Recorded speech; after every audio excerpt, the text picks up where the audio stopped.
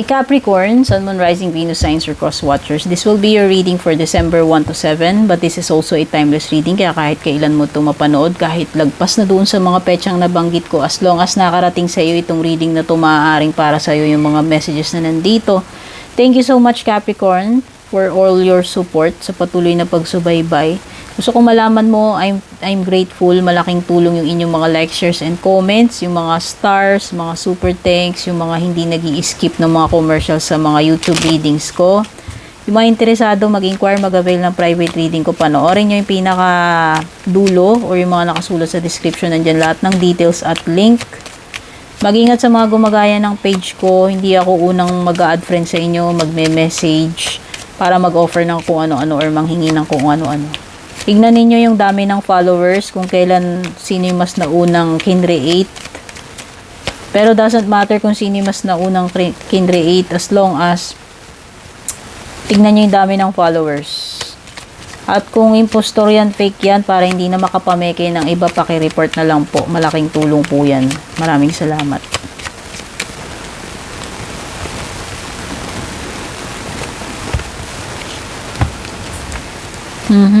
Meron kang heart, letter, coffin, and birds. Capricorn. May mga matters related sa relationship. May mga matters related sa feelings mo.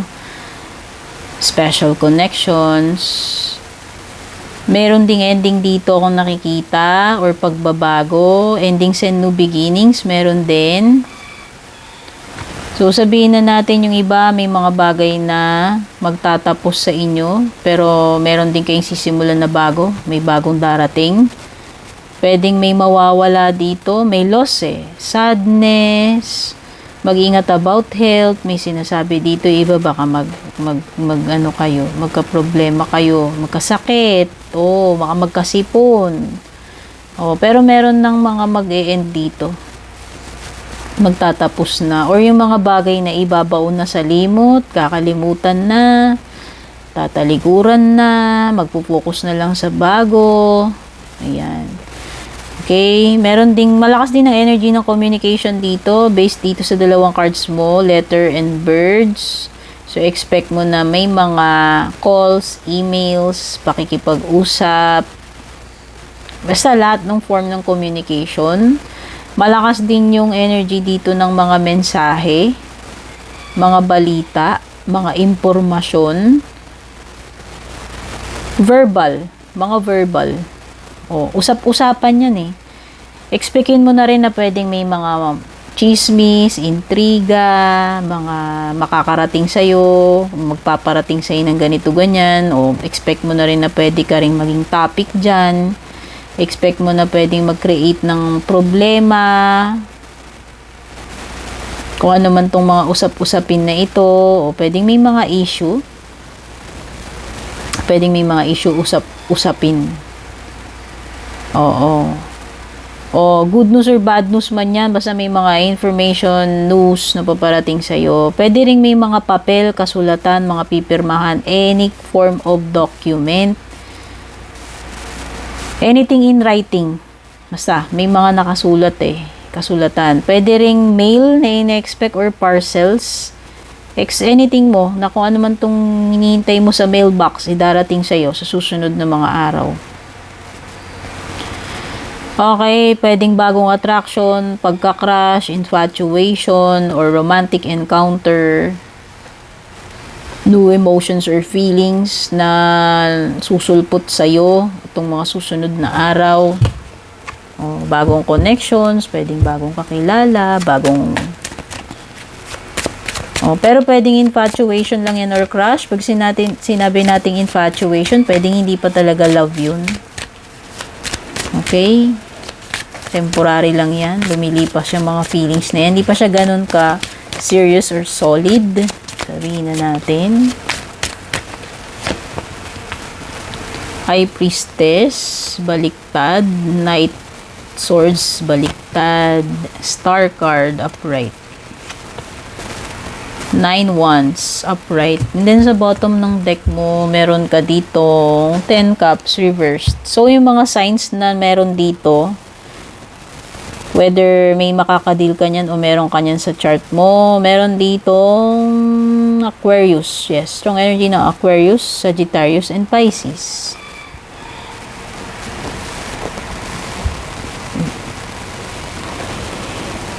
Okay. Possible na merong misteryo o secret dito na hindi mo masusolve, Capricorn. Yung nakikita ko sa High Priestess reversed. Or meron ditong person na hindi siya magsasalita. Kung pinipiga mo yan for information, whether ikaw yan o yung person na nakakadil mo. Hindi yan naamin, hindi yan magsasabi, wala kang makukuhang info kahit anong info sa kanya. Hindi mo nga mapipiga So, kung pinapaamin mo yan, kung pinipiga mo yan, or kung ikaw yan, na pinipiga, pinapaamin, hindi yan pipiyok, hindi magsasalita yan. Maaring meron lang magchika sa'yo, kasi nga may birds dito may magpaparating sa'yo, may mansahero. Pero yung pinakataong yun, kung sino man yun, may nalalaman siya, pero hindi yan magsasalita. Hindi yan magwi-witness, hindi yan naamin, hindi yan pipiyok, wala siyang sasabihin, mananahimik lang yan, zip, sarado bibig. Okay? Pwedeng iba magkaroon kayo dito ng hindi pagkakaunawaan na may misunderstandings dyan. Sa romantic man po yan or hindi.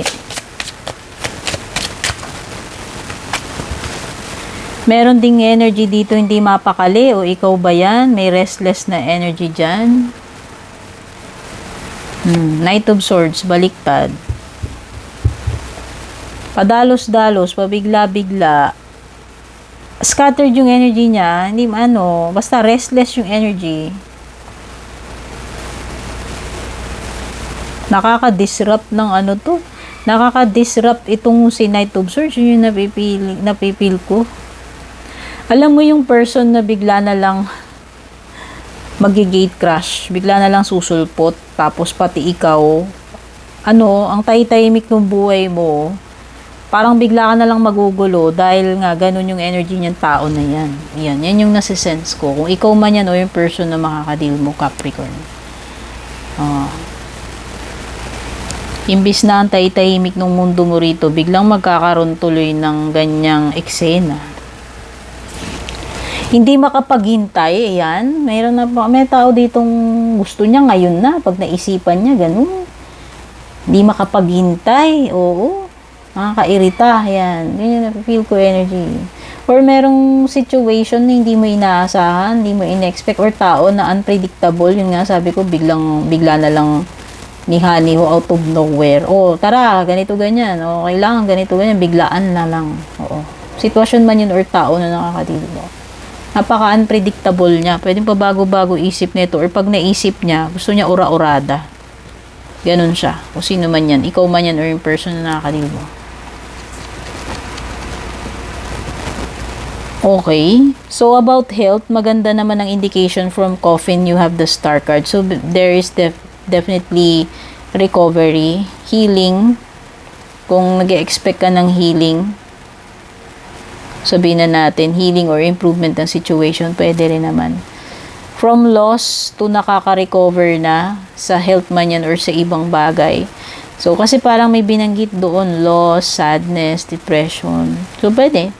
Pwedeng ito ay indication na from pagiging depressed to nakaka-recover na, umiigi na yung pakiramdam.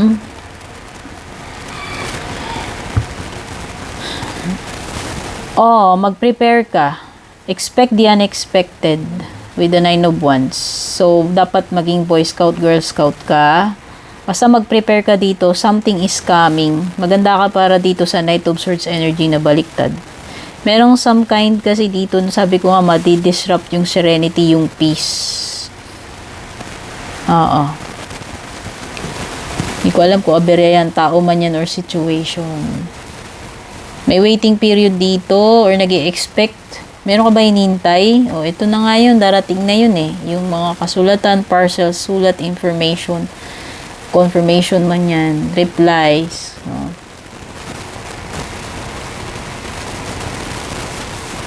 Maging ka lang dito. Maging be on your guard sa kung ano man yung mga pwedeng mangyari.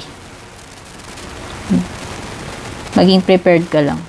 Sabi ko nga, prepare for the worst, prepare for the unexpected, kasi mukhang may mga paparating dito na tao or situation na makaka-disrupt ng katahimikan mo.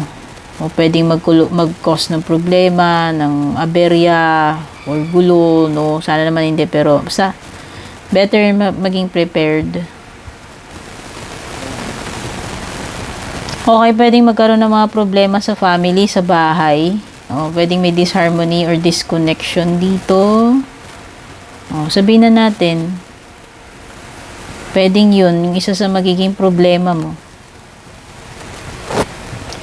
Sa love life mo, ayan, Capricorn, mag-pay attention ka sa red flags. Oy, alam nyo ni red flag, di ko na masyadong bubusisiin yan, no? Very easy. Pag sinabi nating red flag, alam na, yung mga warning signs. Pagdating dito sa kajowaan, sa connection mo, o sa asawa mo man yan, o pwedeng iba dito, ang magiging issue ninyo magjowa, mag-asawa, is mga matters na may kinalaman sa trabaho or pera. Money matters. Pwede yun yung magiging issue ninyo, or makaka-apekto sa inyo. At meron ditong sinasabi na release your ex. Okay, baka ito si Knight of Swords, bigla na namang susulpot sa buhay mo para manggulo or ewan ko, magkukos na. Sabi ko nga, masisira yung katahimikan mo dyan. Pwedeng si Aquarius yan. Oo, kaya kung may ex man dito na bigla na lang bubulaga sa'yo, kasi meron yan, maging aware ka dyan. I-release mo na yan. Okay?